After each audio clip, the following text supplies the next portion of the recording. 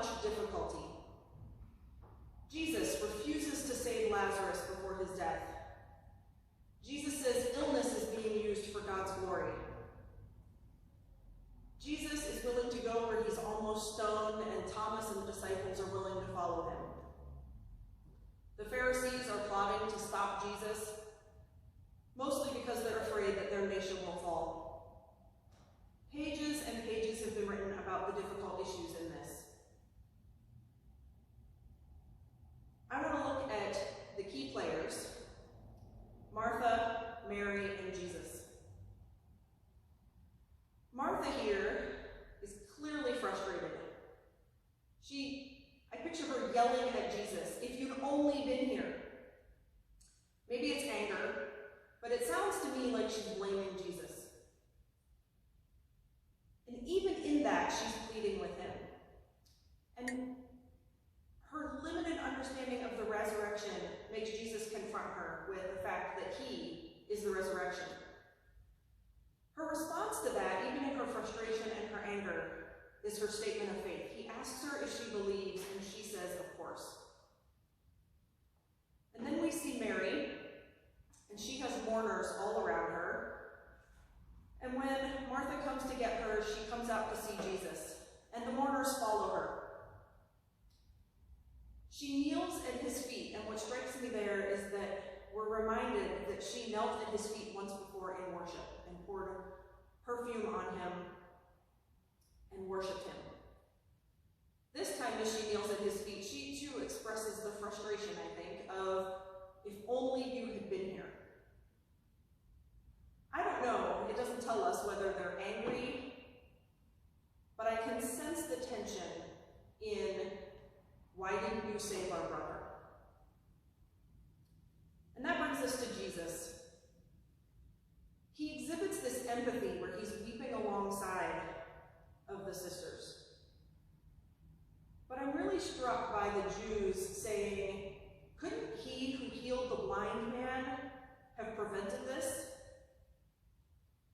John 9, verse 3 last week, we heard about that very story of the blind man.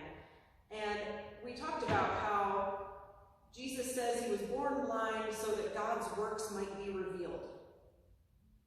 This time in John 11:4, we hear that Lazarus is sick so that God can be glorified. I really wrestle with that text. I struggle with it when I read it. I've struggled with it for years.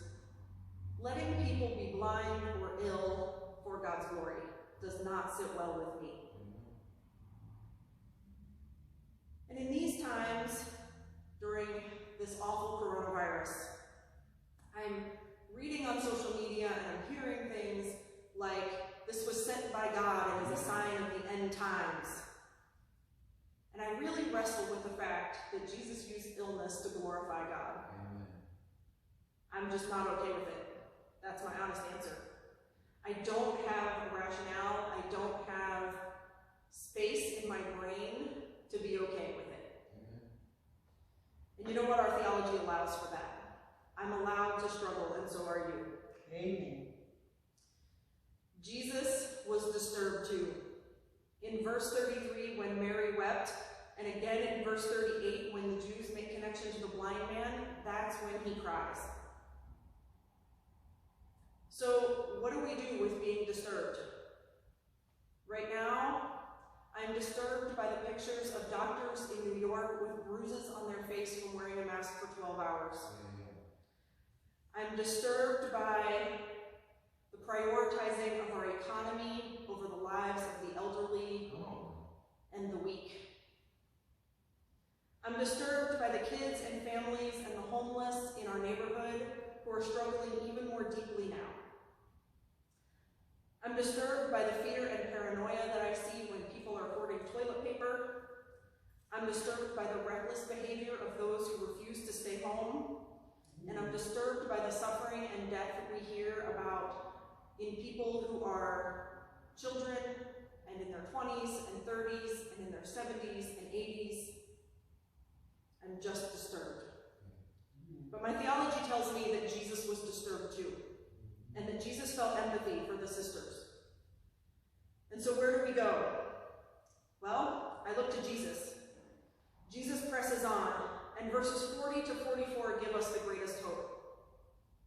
I'm going to read them again. Starting in 40, Jesus said to her, "Did I not tell you that if you believed, you would see the glory of God?" So they took away the stone, and Jesus looked upward and said, "Father, I thank you for having heard me.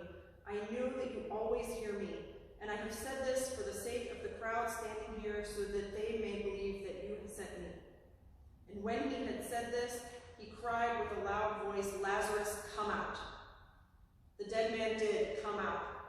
His hands and feet were bound with strips of cloth, and his face was wrapped in cloth, and Jesus said to them, "Unbind him and let him go." Amen.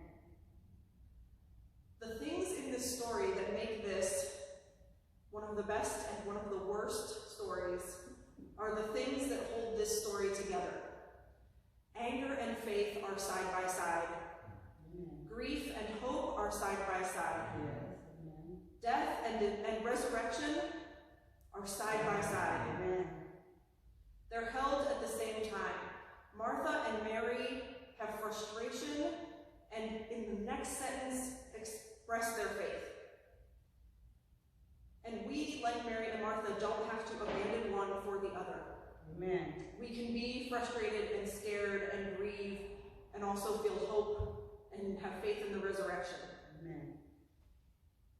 Jesus doesn't abandon them to their grief. He walks alongside them, he enters in and weeps with them. And right now I'm taking tremendous hope and tremendous assurance in the fact that Jesus enters in with them. Yes. Right now we're experiencing collective trauma in a way that most of us have never experienced. Amen.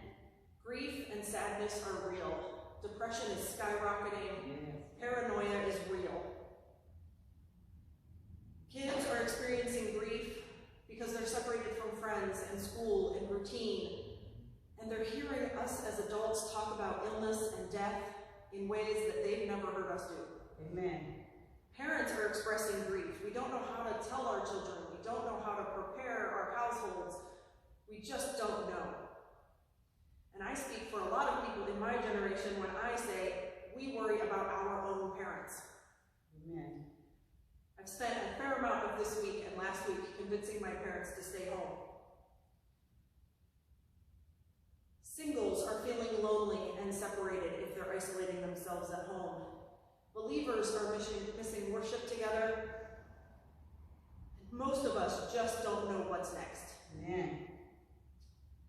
But let's not miss where Jesus presses on and Mary and Martha grasp onto their faith.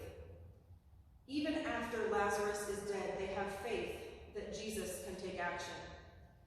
They believe, they grieve, they weep, and they still plead with Jesus. Grief and hope have to hold together. Amen. Even Jesus is weeping, and he knows that Lazarus is going to rise. He knows. Amen. And I can't get over the fact that he weeps even though he knows that the resurrection is coming. Our feelings are real, and we, like Mary and Martha, can lean into our feelings, feel them, cry, laugh, express them all. But I think as the body of Christ, we have to lean on one another at this time. Amen. That's a really hard thing to do from a distance. So in our announcements today, we talked about ways that Pastor Sally is making it so we can gather together even when we're not gathering together. And I think these are the ways that we can lean on each other. We have to be calling one another, checking on one another, praying for one another. That makes us uncomfortable. We have to be willing to pray over the phone, pray over conference calls, and join together in groups, which means figuring out how conference calls work, figuring out Zoom and other technology, and calling the church to share prayer requests and share our needs. We do want you to join the church Facebook group and the Facebook prayer group, because now more than ever, we need each other to keep our hope alive in difficult times. Amen. Amen.